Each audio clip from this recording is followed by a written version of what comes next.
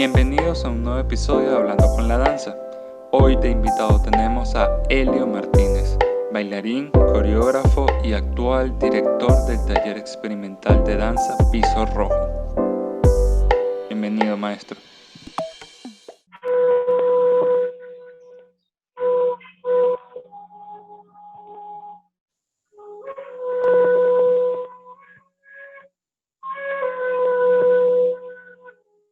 Recuerdo que a veces algunas historias se ligan porque hacía estudios paralelos.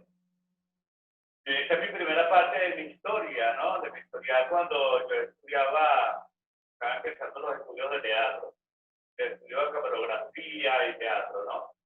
Yo primero quería ser un camarógrafo, pues. Yo tengo dos escuelas de teatro.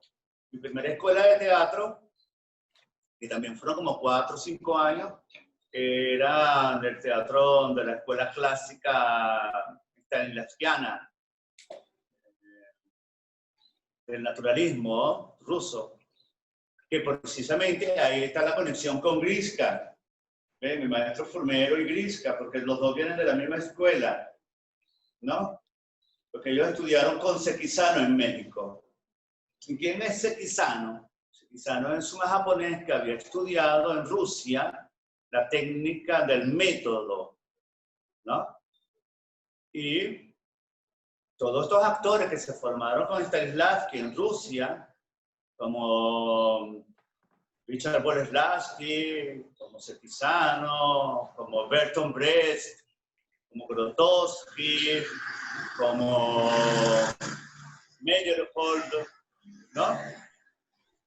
Porque en sí la técnica del método lo formó Stanislavski para formar actores, ¿no? Darle toda una metodología de formación, pues, de estudio. Y al llegar a Rusia a los Estados Unidos, a una presentación, tanto Richard Boleslavsky como Sekizano deciden quedarse, ¿no? Y formar Actor Studio.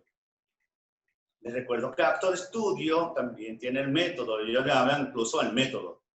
Este método es el método ruso de formación del actor, ¿no? Y se formó Actor Studio. Recuerdo que Actor Studio vienen los grandes del cine norteamericano, ¿no? Como Dusty Hoffman, como Marilyn Monroe, ¿no? Pero Sekizano decide irse a México y formar la Escuela de Arte Dramático de México, ¿no? Se casó con una bailarina de Martha Graham. Todo esto te lo estoy contando porque me lo contó Griska. O sea, yo no me pasa como ustedes que van y lo buscan van investigando en los libros, no. Esto nos sentamos, Griska y yo, a hablar. Como yo soy un estudiante de mi segunda escuela de teatro, que era antinaturalista, ¿no? Nos sentábamos a hablar, pues entonces él me contaba la historia.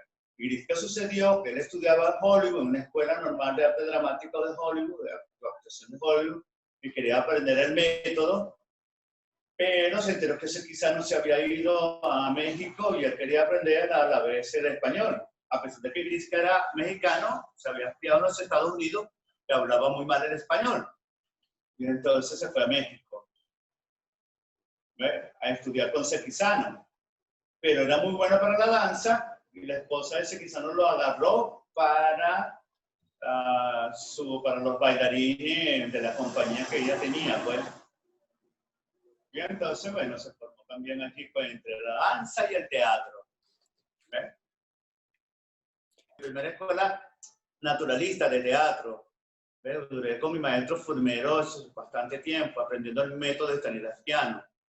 Después fui entregado a una segunda escuela que era antinaturalista, donde aprendía canto, donde aprendía actuación. Aprendía la técnica del Meyerhold, ¿no? de la biomecánica, y me enteré de Griska, ¿no? En la Universidad Central, y fui a estudiar con ellos allá para mejorar mi estudio de teatro. Pues. Me enamoré de la danza. Terminé mis estudios de teatro y seguí con la danza, pues. Lo que más me gustaba de Grisca es que hacía danza, teatro, o el teatro de la danza, le llamaba el teatro de la danza. Recuerdo que la primera compañía danza que se formó en el país la hizo Grisca, con Gómez, y trabajaba en la Galería de Arte Nacional, con Gómez Obregón y Alberto de Paz y Mateo. Él daba clase de biomecánica, la biomecánica de Meyer Hall, que lo había aprendido de Sequizano. Y formó la primera compañía de danza-teatro. Cuando llega a la Universidad Central, sigue igual, fue en su historia. Recuerda que eso lo tenía la Universidad Central, ya existía la danza con Conchita Crederio. ¿Ves? Y Nero Ledesma, que estudiaba con Grisca, y estudiaba en la Universidad Central Química, pues, le ofrecieron trabajar con él allá en la Universidad Central y él aceptó y empezó a crear verdaderamente un grupo de danza de la universidad. Pero quería profesionalizarse y tuvo que salir de la universidad, formar el taller de danza contemporánea de Caracas, se llamaba, ahí en Parque Central, ¿no? Y le ofreció que Grisca tomara ese espacio, y Grisca toma el espacio de la Universidad Central, el taller experimental de danza, que funcionaba detrás del aula magna. Pero cada vez que había grado tenían problemas por el sonido, por la gente que pasaba, ¿no? Ellos funcionaban en un espacio detrás del aula magna.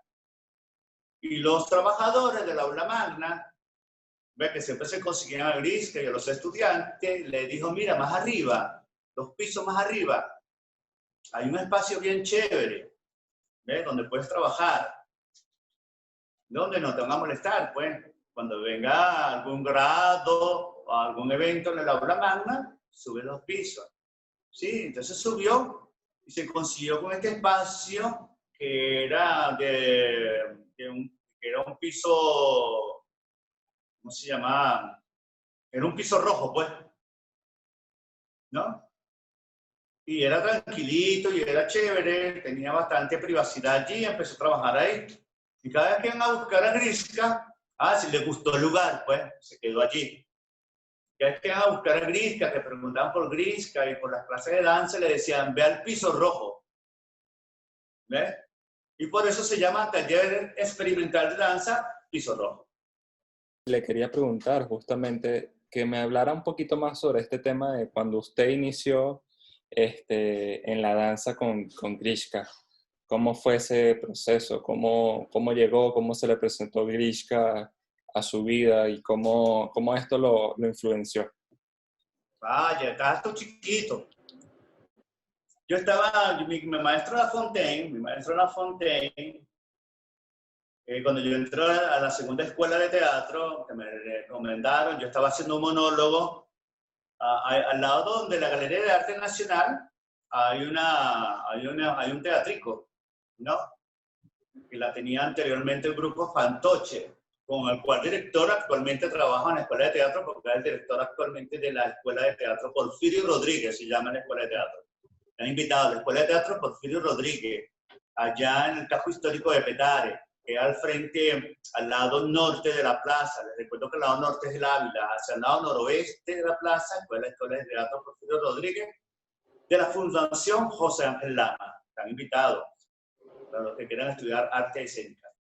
Bueno, yo tenía un monólogo y lo presenté ahí en ese teatrico, ¿no? Que está ahí al lado de la Galería de Arte Nacional. Y el maestro Lafontaine estaba entre el público y le gustó mucho. Y me dijo, no, está bien, poeta, está bien. Está invitado a mi escuela. ¿Y dónde queda su escuela, maestro? Queda aquí en el Parque Los Caobos, en la carpa del Parque Los Caobos. Y me fui entre el Parque Los Caobos y estaba la carpa, que era un club inflado. Ya tenía un escenario y tenía unas gradas que cabía aproximadamente 200 personas sentadas.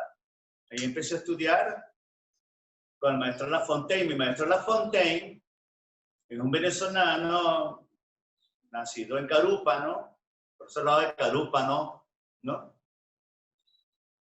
y había estudiado canto con Luis Mariano Rivera.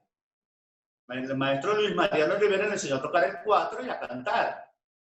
Pero bueno, mi maestro Lafontaine terminó su bachillerato por allá y quería estudiar, hacer sus estudios universitarios y quería estudiar antropología y se fue a México a estudiar antropología, ¿no?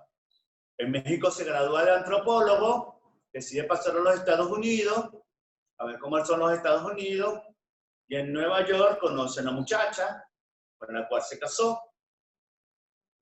Esta muchacha pertenecía a un grupo de teatro creado por Orson Welles, que se llamaba el Nuevo Teatro Lafayette, ¿no? Y a ellos les gustaba mucho el negro que venía de Venezuela. Era un grupo de teatro negro, los barrios negros neoyorquinos, ¿no? Le gustaba ese negro que vino de allá de Venezuela, que cantaba cosas raras. ¿Ve? Pero entonces él se sintió muy influenciado por la música urbana neoyorquina de ese momento. Bueno, con el tiempo termina separándose de su mujer y broma, ¿no? Los hijos y la broma. Y se viene otra vez a México y decide irse por tierra para escribir el diario informal de la superstición. ¿Ve? Iba viendo, muy influenciado él por el realismo mágico de Juan Rulfo, ¿no?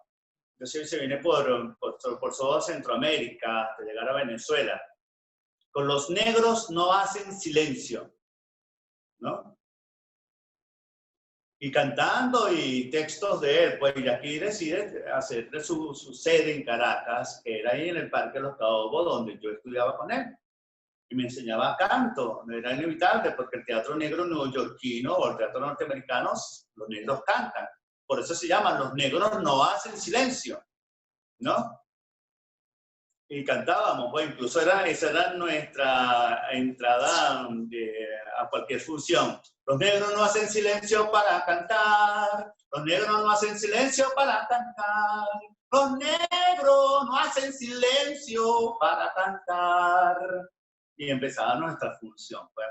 Montábamos como cosas, o canturías y palabras, o cantábamos como cosas como entre Comala y Macondo, ¿no? Y otras cosas que montábamos, el Evangelio según San Juan, que era la historia de Jesús, del Evangelio de Jesús, que sucedía entre la esquina de Angelito y por ahí la Capuchino en la avenida San Martín. Entonces todos los personajes, Jesús, todos eran de allí, pues. Y cantábamos y representábamos la historia